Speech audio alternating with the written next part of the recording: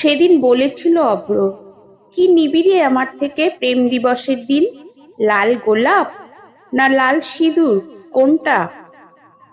লজ্জায় লাল হয়ে মাথা নামিয়ে বলেছিলাম, তবে দিও তোমার নামে লাল সিঁদুর। মাথা ভর্তি করে তোমার মঙ্গল কামনায় পরব তোমার নামের লাল সিঁদুর। বেশ, তাই হবে। এবার প্রেম হবে আমাদের চিরস্মরণীয়। সেদিন খুব লজ্জা পেয়েছিলাম বাবাকে নিজের বিয়ের কথা বলতে, তবু বাধ্য হয়ে বলেছিলাম, বাবা, অভ্রদা আমাকে বিয়ে করতে চেয়েছে। বাবা শুনে বলেছিল, ও খুব বড়লোকের ছেলে মা, আমাদের মতো গরিব ঘরের মেয়েকে কি মেনে নেবেন অভ্রর বাবা মা? মা মরা মেয়ে তুই আমার, তুই ছাড়া আর তো কেউ নেই আমার এ সংসারে। যদি বিয়ের পর মেনে না নেয়, তখন কি হবে ভেবে দেখেছিস একবার? বাবা মাকে রাজি করিয়ে বিয়ে করবে বলেছে, তুমি কোনো চিন্তা করো না বাবা, অভ্রদা খুব ভালো ছেলে। কেন জানি না, বাবার মনে কোনো শান্তি ছিল না আমার বিয়ের কথা শুনে।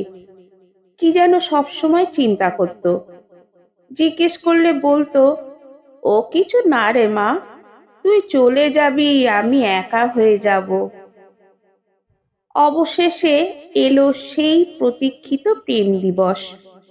বাবাকে সাথে নিয়ে কালীঘাটে এলাম। অভ্রদা একাই এসেছিল, বাবা মা কেউ আসেনি। বলেছে নাকি তারা বাড়িতে থাকবে বিয়ের আয়োজন করার জন্য। মা কালীকে সাক্ষী রেখে আমাদের বিয়েটা হয়ে গেল। বাবা ফিরে গেল। যাওয়ার সময় খুব কাঁদছিল।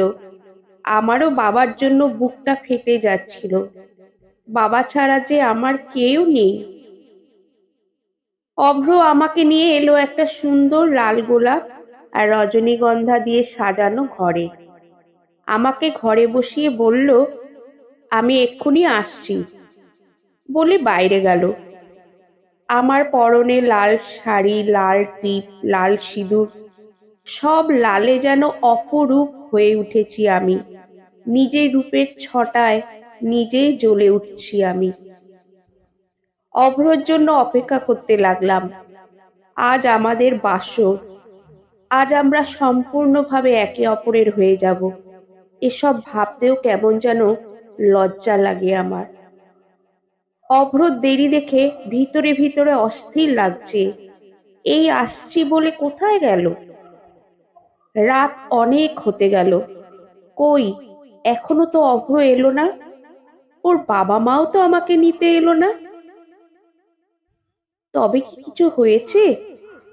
ভয়ে বুক আমার শুকিয়ে এলো। নানা রকম কুচিন্তা ভাবনা মাথায় আসছে। কিছু সময় পর দরজা খোলার আওয়াজ পেলাম। ছুটে এসে যা দেখলাম, তাতে আমার আরো বুক শুকিয়ে গেল।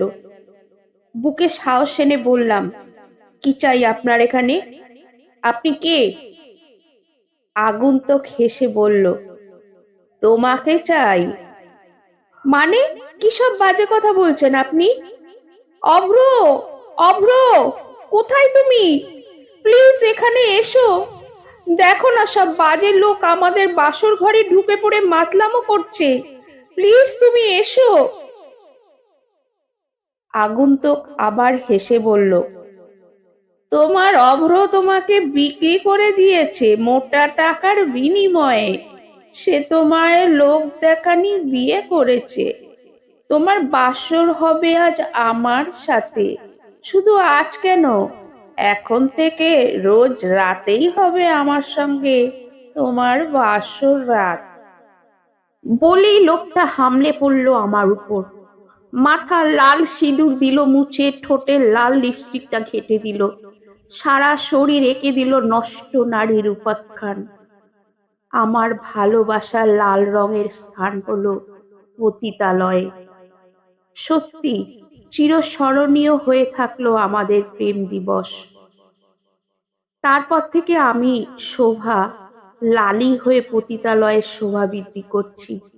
আর আমার বৃদ্ধ বাবা সব জানার পর সে শোক আর সামলাতে পারেনি। তার একমাত্র অতি আদরের মেয়ের শোকে চিরকালের মতো স্তব্ধ হয়ে গেছেন। এখন রোজ রাতেই পাই নতুন নতুন ভালোবাসার মানুষ। তারা শুধু আমার শরীরটাকে ভালোবাসে আর তার বিনিময়ে দেয় অনেক টাকা। এরা মন নিয়ে খেলা করে না, এরা খেলা করে শরীর নিয়ে।